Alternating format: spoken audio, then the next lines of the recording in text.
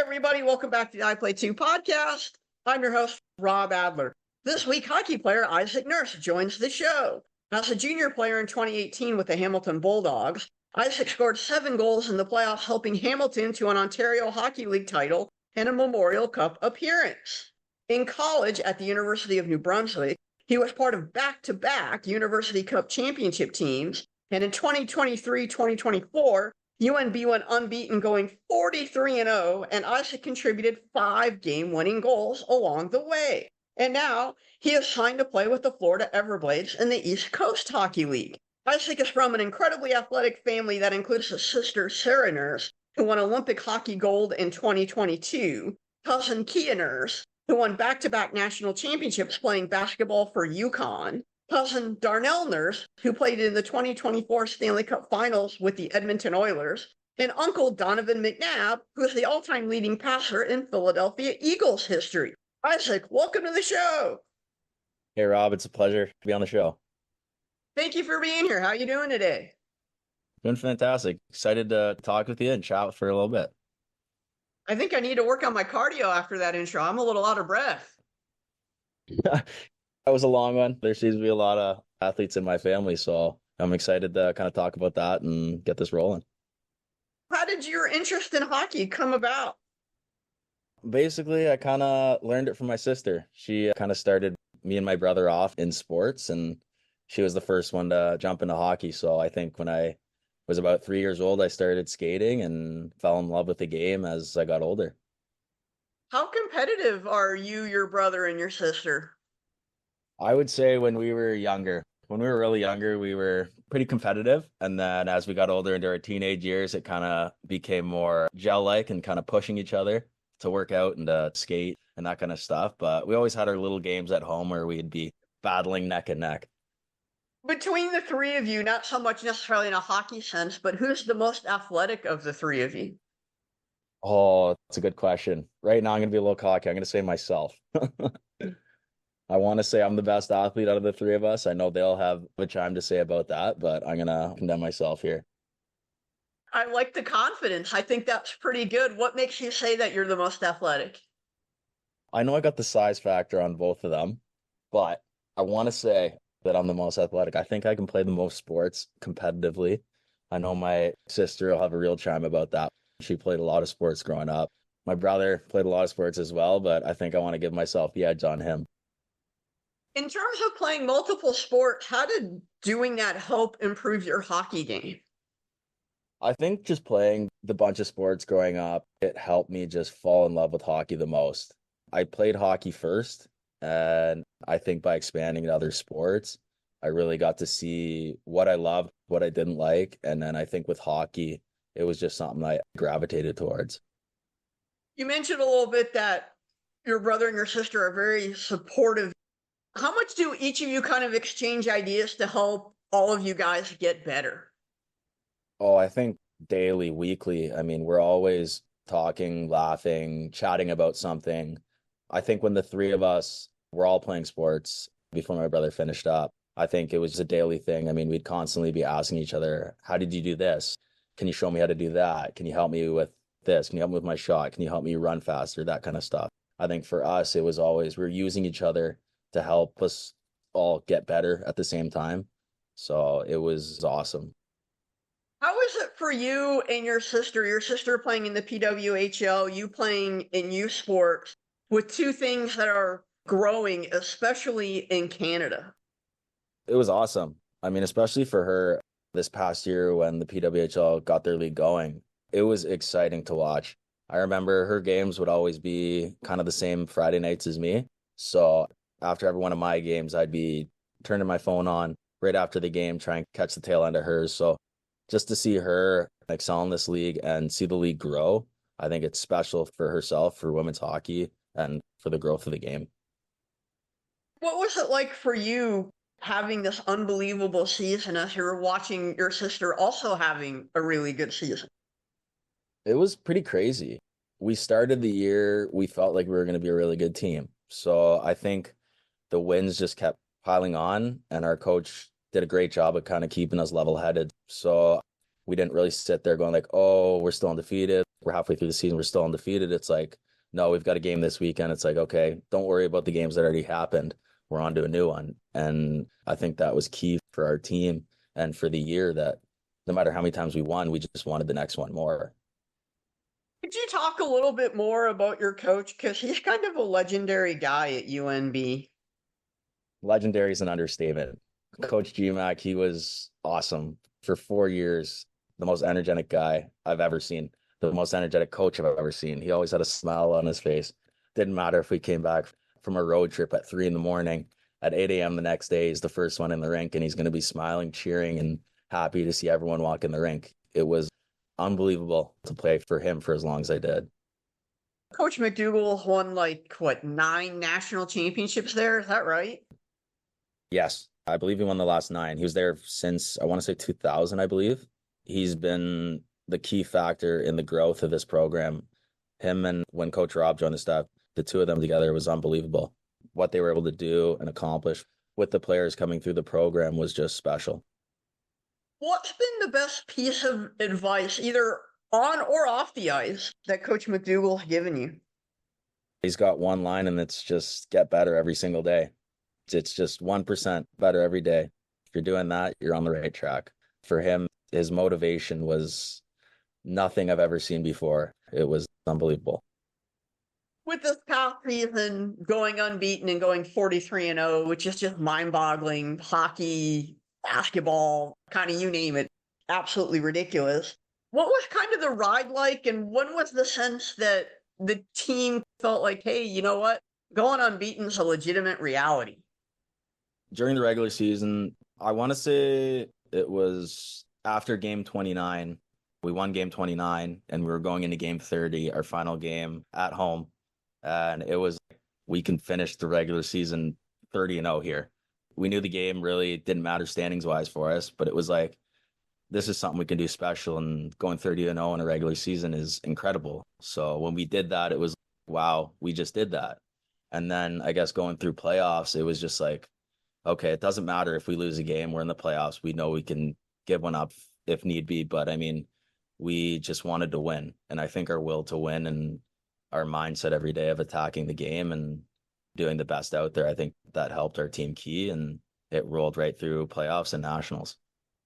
Your last 3 games, which are supposed to be against the best competition, you guys didn't give up a goal. And I think that's the first time that that's ever happened, if I'm not mistaken. I want to say that that might be, but I mean, the last 3 games, I think, was just a testament of our team and our determination throughout the year, just kind of unfolding on the big stage. We knew we put in the work to be the best team, and it was just our job to go show it for those 3 games, and we did that. What was the initial celebration like? Because kind of the culmination, the unbeaten season, back-to-back national championships. What was that whole thing like? It was special. I mean, the last minute and a half of that game, it felt like an hour. Every time you look up at the clock, it just feels like it was slow motion. And then when the final buzzer went, it was like, wow. First off, we just went back to back. Wow, that's insanity. And then we didn't lose a game. We didn't get scored against in the Nationals. It was just wild to say. What was it like getting back to Fredericton and getting to celebrate with all the fans that are back home? Oh, it was special. The fans here in Fredericton are our heartbeat. They come out for us every single night. To win like that and bring the championship trophy home for them was special. And to see all their smiling faces when they came out to the fan meet and greet and the skates, it was awesome to see the love and support from everybody. Does each player, similar to the Stanley Cup, get a day with the trophy? Yeah, we pass it around. Almost everyone on the team's Canadian, so we take it in shifts. We'll have one guy have it for a weekend, and then he'll transfer it over, and then slowly but surely it makes its way across the country. So it's been on both coasts. How have you spent your time with the trophy each of the last 2 years? Basically, both times I had it, I just brought it home and had all my family and friends over. We'd have a barbecue, just kind of celebrate. It's a good way to bring everyone home and to see all my family all in one setting. So that's how we kind of spent it. So nobody tried to throw it in a pool or anything like that and miss? No, I made sure to keep that away from the pool. Fredericton is a city. What's it like? Because I'm not sure that many people, certainly in the States and even a lot of people in Canada, have had a chance to go there. It's an awesome town. It's a university town, small town, but I've loved it. Ever since I stepped foot in the city 4 years ago, it's been amazing. I knew right when I stepped foot out here that this is the place I want to stay for my college degree, and I've loved every second of it. So if I'm going to Fredericton, where are the three restaurants I need to go eat at? Oh, there's so many to choose from. The Delta has a great steakhouse. Gahan is always bumping out here. And then Snooty Fox is always right. I feel like you can't pick a bad spot in this city. That's about as good of an endorsement as you can get right there. The food is always exceptional. When it comes for you, what kind of foods do you like to eat? I love seafood. I love spicy food. And there's always a lot of sushi out here. So that's kind of my bread and butter. I'm not a seafood or sushi guy. You and I would have problems picking a restaurant together. We could find a nice steakhouse and I'm sure we'd have a great time. I'm always up for one of those. Sign me up. Gonna have to get you out here. I actually would like to go there, and also not too far away, Halifax and Nova Scotia.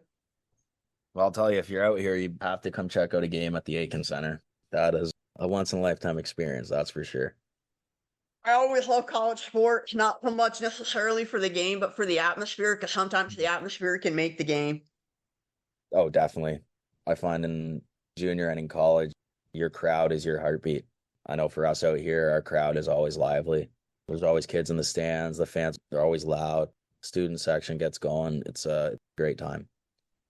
I know your sister played at Wisconsin a few years ago. Did you ever have a chance to go to a football game at Wisconsin and do the tailgate at Camp Randall? Oh, that's the one thing I was never able to do. It kind of sucked because our seasons were the exact same, right? From September to April. So every time I was in season, I couldn't really get a weekend where I could get away and get out and see her at Wisconsin. I was able to see her a couple times over the years, but I never actually got to Wisconsin to see a game. If she ever goes out for homecoming for the football game, you got to go to Camp Randall for that. It is the best tailgate in America. I've heard only good things. She's told me she's had plenty of good times at those football games. She mentioned a little bit with junior hockey. Hamilton, the hometown team for you, because I know you grew up somewhat in Hamilton. How did you end up with the Hamilton Bulldogs? When I was coming out of minor midget, I was drafted in the 11th round to Hamilton. They had just moved the team from Belleville, so I didn't make the team as a 16-year-old, so I ended up playing junior B in Brantford. Had a decent year that year, and then I went back to camp with Hamilton in the summer of the following year. I made the team out of camp and then hung on to my job for the next 4 years, and it was some of the most fun times I've ever had in my life, especially being that it was my hometown. It was unbelievable to be able to play there. You mentioned you played in Brantford. What was it like to play in Wayne Gretzky's hometown? It was awesome. The first year of junior hockey, I want to say, was my most fun year of hockey. That's the first time you're playing against pretty much grown men, so it was awesome. The city was great. The team was a lot of fun. The management and staff were awesome. It was a fantastic time. Did you make it to Moose Winooski's?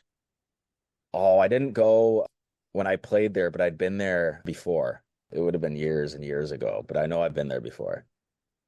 I've only been to Brantford once, but that was an interesting restaurant, I have to admit. Oh, yeah. It's definitely a different kind of place. Good stuff, though. Real good stuff. When you were in Hamilton, did you live at home or did you have a billet family? I lived at home. My family house was 5 minutes from the rink, pretty much one road from the top of the mountain down. So I thought about moving in with billets, but I didn't want to change schools for one. And then I was like, well, I live right here, so I might as well stay home. So that was also neat to be able to play all 4 years of junior at home too. How hard is it to play juniors and balance the academic rigors of school? It's definitely tough, especially when your schedule is hectic. And once you get to junior hockey, especially the OHL, it gets pretty busy. You're on the road a lot. You constantly have things to do, but the management staff in Hamilton, they do a great job of making sure the high school age kids are doing well and committed to their studies and making sure that we get our stuff done, making sure that we go to classes, all that kind of stuff. So it really kept us level-headed and kept us focused on the task at hand. In 2017, 2018, Hamilton ends up winning the OHL. Could you talk about how good that team was? Because that team was pretty well balanced in terms of offense from what I remember. It was fantastic. From the start, I mean, we started off the season strong, and then we picked up a bunch of key pieces that helped us going forward. And I think our team just connected so well. I mean, everyone was so close. It was just such a tight-knit group from the players to the management. It really felt like a tight family. So we all kind of gelled off each other and everyone helped each other get better. And we did a great job pushing ourselves to the ultimate goal of winning our league. And when we came out at the end with the OHL championship, it was fantastic. How important was the late season pickup of Robert Thomas to the team? Oh, it was special. He's a player who knew how to win. He did the little things right. When he first got to our team, you could tell this guy was a pro already. He had the little things down pat. He knew what his body needed. He knew how he needed to play to be the best player he can be. He was a massive part of our team. The coach of that team was John Gruden, and for people listening, not to be confused with the John Gruden of football fame, what was he like to play for? Because I know now that he's with the Toronto Marlies. It was great. He pushed all his players to be the best players they can be. He instilled that you need to have a winning attitude, and he helped us get that. And he was instrumental and key to our team being as good as we were. For you, what's the lasting memory that you will always have of that team? Just that final game. That final game when the final buzzer went and you see everybody fly off the bench. The fireworks go off in the crowd erupting. I want to say there were just over 12,000, 13,000 people there in the stands to see that. It was special. I know for myself, it was awesome because I remember years ago when the AHL Hamilton Bulldogs won the Calder Cup there, I was in the building. So to see another championship in that rink and to be a part of it, I don't think I'll ever lose that visual memory again. One of my favorite names played for that team, Mackenzie Entwistle. What was he like to have as a teammate? He was the funniest guy in the room, always had a positive attitude, always willing to put in the work to get the job done. He was a special player to play with. I had a bunch of games where me and him were line mates, so it was awesome to get to play with him. You mentioned he was the funniest guy in the room. Were you ever the victim of a prank? I wasn't too much. We had a couple pranksters on the team, but I always managed to kind of squeak away unscathed. You were still playing in Hamilton when COVID hit. What was it like to know that you weren't going to be able to complete that season? It was hard, especially it being my last year in junior hockey. It was tough. We had our final home game slated the next weekend, so that's always one, especially when it's your last home game in junior hockey. That's always one you're looking forward to, right? You get your jersey at center ice and you get the crowd going into it. It sucked that the season ended, but I mean, it was a fun year nonetheless. How were you able to stay in shape during COVID? Because everything's under lockdown, you can't go to the gym, stuff like that. It was a lot of running. Me and my dad, we were able to find a home gym setup on Facebook Marketplace. So we kind of got one of those and we got into working out a lot more. And it was kind of just run, chill. It was a different kind of summer. So that's for sure. In terms of that time frame, was it kind of nice, I guess, just to be able to be around family and not have a lot of the other distractions of hockey and life? Yeah, it was the weirdest thing to happen, but it was kind of cool because it was the first time in my life where it's like I'm kind of like a normal person right now. Even when we went to school, we knew we weren't playing games. So it was kind of like, okay, you can go to classes and then you don't have to worry about a hockey game on the weekend. So it's like you can hang out and talk with your friends and stuff like that and not really have to think about, oh, I gotta prepare for a game right now. It's like you can just relax and go through your day. It was different, but it was a cool thing. Because of COVID, you lost the year of hockey. Is there any bitterness towards the fact that you lost the year kind of in prime development time? It was unfortunate that we lost the year, but here in Fredericton, we were still able to skate 5 days a week, which was nice. Although we didn't get to play any games, we were still able to practice, do scrimmages and stuff like that. We found ways that we were able to kind of, as a team, get better and individually get better as well. How did you end up at the University of New Brunswick?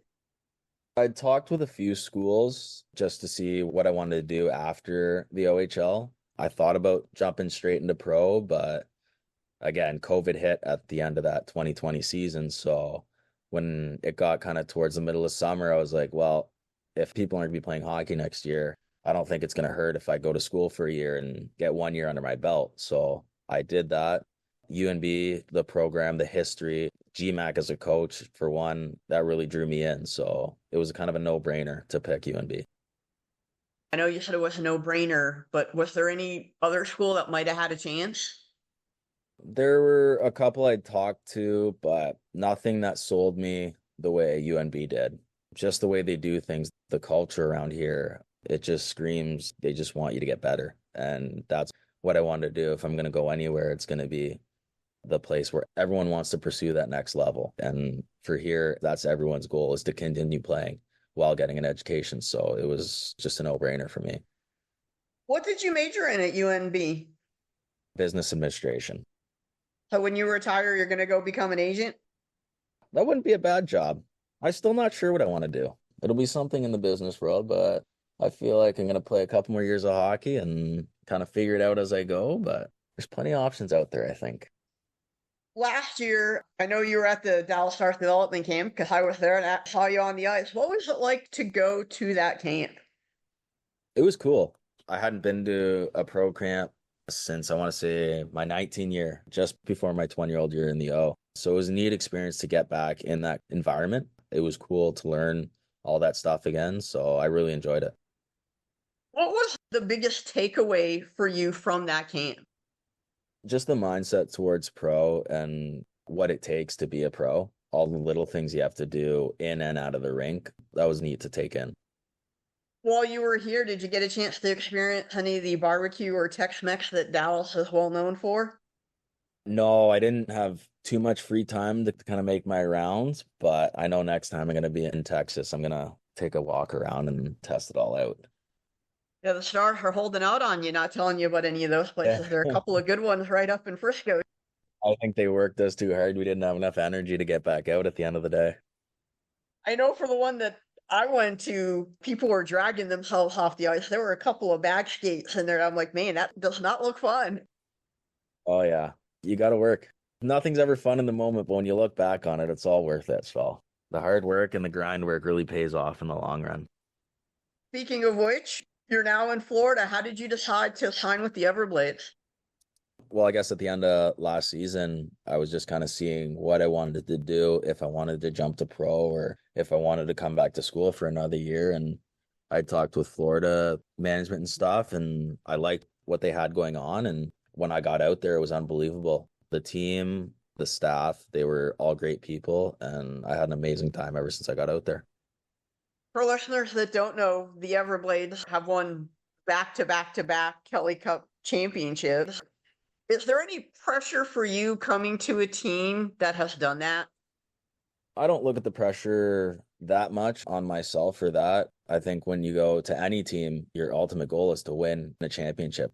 And I think joining the Everblades, they had a history of doing that. So you get the staff and some players who have gone through the ropes, have gone through the ringer of what it takes to win the Kelly Cup. And to watch them do it this year, to be a part of that was unbelievable. You see the grind work that everyone does, the buying in that everyone does. It was awesome. And you bring that winning culture from UNB as well. So it's nice when you can go in and the franchise that you go to already knows how to do that. It was easy to kind of transition. The step to pro is always going to be difficult, but it was fun. Ever since I got there, I mean, everyone was so welcoming and it was just amazing. What was the biggest adjustment for you from the Canadian college game to the ECHL initially? I would say the style of game is a little different than U Sport. I feel like in U Sport, it's a little more run and gun style. I feel like pro kind of brings me back to what it was like in junior, where you get a lot of creativity. I mean, you get players from all different parts of the world. So everyone brings something different, right? So it was neat to kind of see the game in that aspect, and the speed changes, everything like that. Pro is a totally different game. So it was great to be able to get back into that. Speaking of different athletes, who are some of the athletes that you idolized growing up? Well, the many hockey players like Jerome McGinley, Stamkos, Crosby, of course. I just loved watching sports as a kid. Didn't matter who was really on the TV or who was playing. Any game, me and my family would find a way to get into it and have some fun with it. Who are your favorite sports teams growing up? I'll say the Leafs, the Cowboys, and the Raptors. You're a Cowboys fan. Is that legal with your uncle who used to play for the Eagles? Yeah, my dad is a massive Cowboys fan, so I kind of hopped on that train with him. When my uncle was playing for the Eagles, we kind of had to tolerate the Eagles for a little bit, but ever since he's finished up, we're back on the Cowboy train. Who's your favorite Cowboy? I never had like a favorite player. I just remember watching them as a young kid because my dad loved the team, so all I ever knew was, I guess, Cowboys, and then when my uncle played, the Eagles. So I never kind of found a player that I loved. Just the team and what they do was always fun to watch. I don't know how big of a hoops fan you are, but have you ever heard of a guy named Sean Bradley? That was that big 7-footer, right? He was 7'6". The whole idea of like how tall 7'6" is when I just finished interviewing Dirk Nowitzki. So Dirk's walking out and Bradley's walking in, and Bradley is a head taller than Dirk. Yeah, and Dirk is already towering. So see another half a foot above that, that's pretty wild. Dirk's a legit 7 feet. You see that, you're like, holy crap. And I'm a short guy, and so Bradley comes over to me, and I'm literally like nose to his navel. That is crazy. The size of those basketball players is wild. Until you're up close into it, it doesn't seem like a massive size because you look on a screen, everyone looks relatively the same size, right? Aside from like your few outliers, like the 7-footers, everyone looks relatively the same. And then you actually go to a game and you're like, wow, you guys are massive. There was a picture last year of Micah Parsons, who plays for the Cowboys, linebackers, like 6'3", 220, and Luka Doncic. And Luka's 6'7".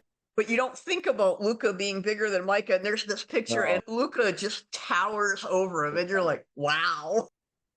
You think of like those defensive ends in football, and these are big, big humans. And then you go to pair them up next to a basketball player, and it's like, oh man, these guys are towering over them. It's crazy. The genetics, the size, the athleticism is wild to do at that size. What's it like to be part of such an athletic family? Because we haven't talked about your other uncle who played in the CFL. You have a cousin who is also a basketball player. What's it like to just be a member with all this talent? It was cool because everyone can kind of bounce off each other. I mean, everyone's got different advice. I think for our whole family, with everyone's experience in sport, it really helped our younger generation, me and my cousins, because we had people we could look up to, who we could talk to, who knew the ins and outs and what it takes to be a professional athlete. And I think that benefited all of us. From any member of the family, what's the best advice that you got to be a professional athlete? I want to say for my parents, just telling me and my siblings, just be you and have fun with what you're doing. That was the biggest thing. I mean, if you're having fun playing your sport, you're going to enjoy it. And if you're not having fun, don't dread yourself trying to get somewhere if you're not enjoying it. Speaking of the possibility of not enjoying it, have you ever encountered any racial issues on or off the ice? Not anything substantial. I mean, when we're younger, kids say and do stupid things, but nothing where it's been like a big issue, thankfully. So I haven't had to really deal with any problems like that. For people who have never been to Hamilton, I know it's kind of like a steel town similar to Pittsburgh in the US. What Yeah. was Hamilton like to grow up in? It was awesome. Millions of people, plenty of sports, football, soccer, lacrosse, baseball. There was always something to do. You're right by the lake. I loved it. Loved every second of Hamilton. Steel Town's greatest city in the world. Could you kind of talk a little bit about the Ticats and just how popular the CFL team is there? Oh, it's huge. It's huge in Hamilton. When the Ticats are playing, you know, because that city's on fire. You go downtown and the horns are honking, the jerseys are out. The people are all clamoring over to the stadium. The Ticats are a huge part of the city. Did you ever get a chance to meet King Kong Moscow? No, I didn't. I've been to a bunch of games, but haven't had a chance to meet any of the old players. Looking ahead, where do you see your hockey career taking you? I'm not sure. Right now, my plan is to get back out to Florida and hopefully have a good year and hopefully the team does well and push for another championship. That's the ultimate goal. Looking ahead 10 years down the road, where do you see yourself? 10 years down the road, I'll be 35 and likely retired. But I don't know. I haven't thought that far ahead.